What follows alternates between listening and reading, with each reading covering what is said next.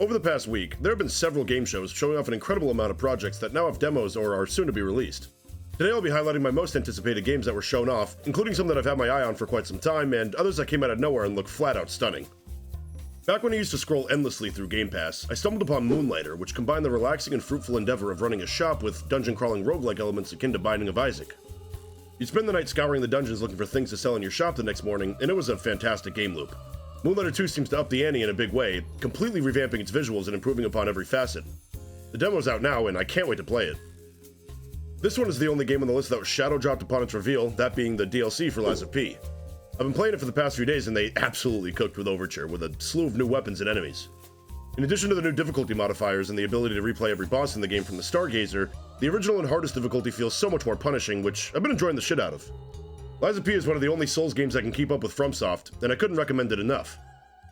This next game looks just fucking grotesque, and the dismemberment and physics really back that up. Guild does not have a release date yet, but it looks to be a terrifying and weighty first-person survival shooter. The visuals are jaw-dropping, the enemies are uniquely disgusting, and man, this mech dude coming from around the corner was so fucking menacing. This game simply needs to be on your radar. Barry and his pot are a dick, and the developers of that piece of shit are stepping into new territory with baby steps. It looks to be equally frustrating and hilarious, but with a much larger scope, involving NPCs and a massive world to stumble through. Naturally, your limbs are akin to trying to race in QWOP, and Titty Boy here looks to make this walking simulator quite the ride. The demo's out if you want to try it out. I can't even begin to explain this next game, but I'm going to try my best. Militsioner, if I'm even pronouncing it right, is a first-person immersive sim where you, according to the devs, piss off, flatter, disappoint, lie, and even try to romance this fucking big guy. I've never seen anything like this. I have no idea what's going on, but it's hilarious, and I'm absolutely going to keep my eye on this one. Lego Party will be receiving a call from Nintendo soon, and I hope they don't try to sue them, because we finally get a Mario Party-esque game that isn't solely on Nintendo hardware. It's a 4-player party game with over 60 minigames, where you take turns traversing the map in an effort to collect the most golden bricks. It's literally Mario Party, so I can't wait. After watching the direct for The Outer Worlds 2, which I can't recommend enough due to Mark being the actual funniest person I've ever seen show off a video game, I finally see a game with the potential to give Expedition 33 a run for its money in the tight Game of the Year competition. The Outer Worlds 2 simply does everything the first game did better, improving on gunplay, RPG elements, gear, visuals, etc. There's a gun that shoots tumors. You can shrink people and squish them. You can solve missions in several different ways, and you can manipulate factions and companions alike. If you stare at the sun for too long, you can opt to have permanent eye damage. There's even a flaw you can take where if you stand up out of the sneak position, your knees pop, just like in real life, alerting enemies. Well, everyone around you is going to hear you. They've even added a third-person mode. It looks impressive, wacky, hilarious, immersive, downright gorgeous. I just wish it wasn't $80 fucking. I've been a huge Dying Light fan ever since the first game came out a decade ago. Dying Light the Beast seems to be returning to its roots as a horrifying zombie parkour adventure, even bringing back the beloved Kyle Crane. The environments are beautiful and oppressive. The zombies are varied, dangerous, and terrifying. I mean, the soundscape at night is bone-chilling.